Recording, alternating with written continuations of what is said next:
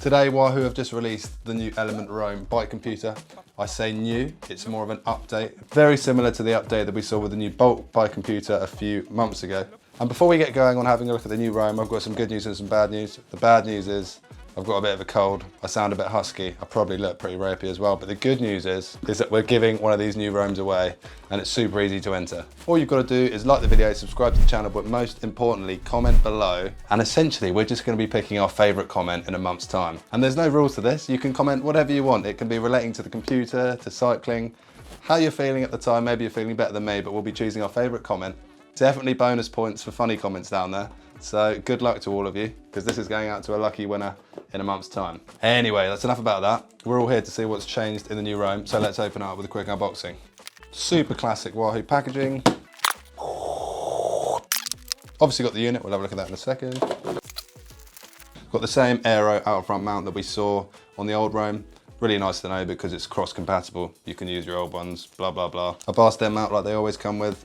Second bike, if you prefer to mount it there. Another option for you. Charging cable, a few zip ties. Lovely product manuals. Unboxing done. Nothing better than this bit. The Element Roam. It's just warming up. First thing you notice, definitely not the most important, is it's actually black.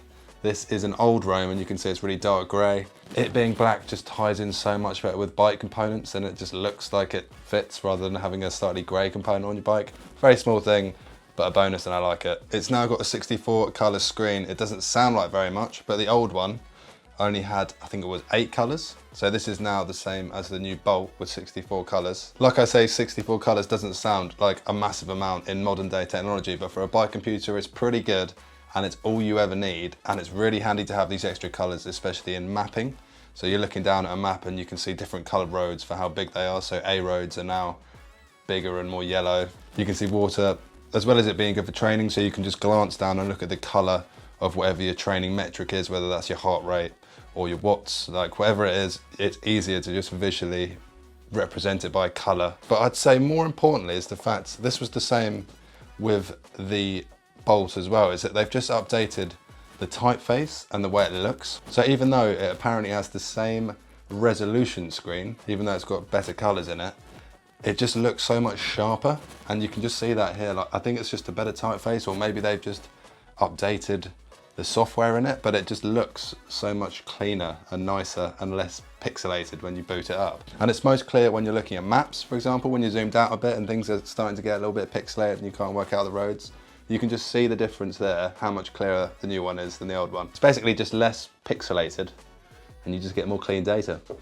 Bonus. It's got the same Gorilla Glass screen, so it's really hard to scratch, and it's got an ambient light sensor like the old one had as well, to be fair. So the screen changes brightness on whatever the conditions you're riding in. So if you're riding at night, you'll have a nice dimly lit screen so you can still see where you're going. In the day, the screen's not going to be backlit to save your battery. Now this is a nice update and it's going to help a lot more of us than you actually think. This is now dual band GPS. So basically what that means is it's going to be harnessing 2 frequencies from 2 satellites. And what this is going to do is basically just going to give you much more accurate GPS data. But it's getting so accurate now that it used to be about 6-7 meters of accuracy from where you were, to now it's almost just a few, so you can even tell exactly what side of the road you've been cycling on, which is pretty cool. But again, more importantly, it's going to work way better in those tricky environments where GPS data can get a bit ropey. So it's really good in city environments where a satellite's trying to work through, you know, tall buildings, really dense foliage, woodland and all that sort of stuff. Inclines, if you're climbing up mountains, it's just going to get much more accurate data.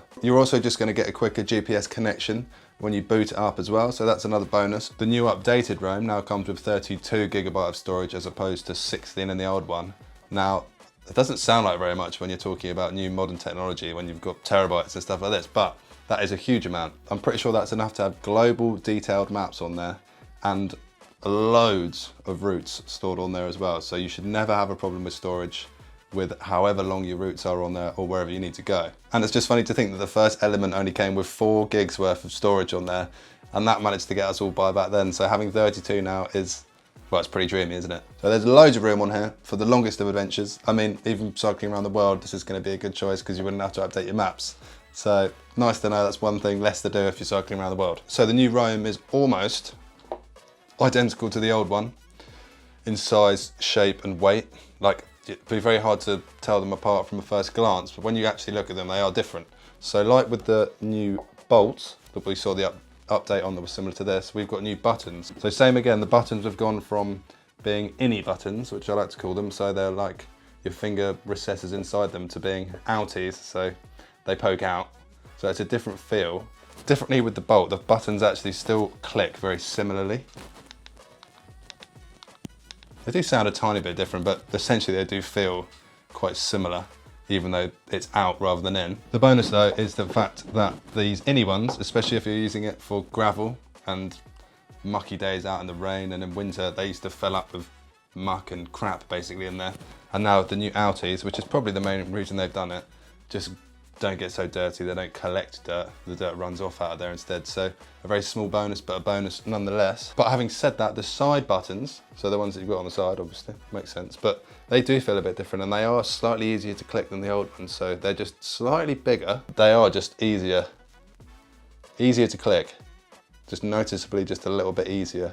And that's the same with the zoom in and out buttons on the other side as well, easier to click, which is good, especially if you've got gloves on and stuff like that. The new unit's charging cable is now via a USB-C, as opposed to the micro USB that we had on the old model. So a USB-C's connection is better because it just has, sounds silly, but it's got a firmer lock in there, and it's just more of a solid lock. Sounds stupid, but if you are charging your computer on the go, you want to have the most secure, non-fragile charging system you can have. And the USB-C connection is way better than the micro USB on the old one. It charges quicker and it's got quicker data transfer, but that's probably not going to make the biggest difference to us. Also, I feel like USB-Cs are more weather resistant. I don't know whether they actually are. If anyone knows, let me know, because I don't have a cable, or you've forgotten it and you're trying to charge one up, you're probably more likely to find a micro USB cable wherever you are than a USB-C, even though USB-C cables are everywhere now. A tiny thing, maybe one to think about, but realistically not a problem at all. It's got the same 17-hour battery life. God, I'm dying here. I mean, that's pretty impressive. It doesn't get much better than that, and if you're going to need more battery than that, then you really are doing some hefty days out on the bike. There's a few other new bits. So you've got Super Sapien integration. Now, I've never used this, nor will probably 99% of us. So this is basically a patch that you put on the back of your arm, and it can give you live glucose information on your head unit. So it's basically turning these sort of things into little mini science labs, so you can see exactly what's going on with your body and your bike at the same time. But I imagine this is probably for the super elite or very serious cyclists that are going to be taking this on, so I wouldn't worry about that too much. It's now all integrated with Wahoo System, which is their training platform, and that now covers you for outdoor structured workouts as well as your indoor structured workouts on your Wahoo Kickr, for example, so it still does all of that. When you're in the Wahoo ecosystem, everything works really flawlessly together, which is obviously nice to know. Like, they are just simple and they work intuitively. And that's all you want, to be honest, isn't it? You just want something to work flawlessly without you having to think about it, and that's what Wahoos do. And that's why I like them so much. Now for the big question, would I update to the new Roam? It's a tricky one, but none of the updates are like essential, but it's all better. So I think if I had an old Roam, I'd stick with the old Roam. But if I didn't have a Wahoo, then I would get one of these, because it's my favorite bike computer. It's a tricky one, isn't it? It's my favorite bike computer, but I wouldn't update from the old one because that's still so good. But the new one is definitely my favorite bike computer, so I definitely would get one. And all these updates have only whacked the price up by about 50 quid on it. I know that's annoying that it's more expensive, but it is better. It's not too bad considering it's definitely a better unit for not that much more. Anyway, remember, if you want to try and win one of these for nothing, all you have to do is drop a comment below, like and subscribe, and you're in for a chance. Let me know what you think to the update, and if you've got any questions on it, let me know and I'll answer them. As always, thanks for watching, and I'll see you next time, hopefully when I'm not so well.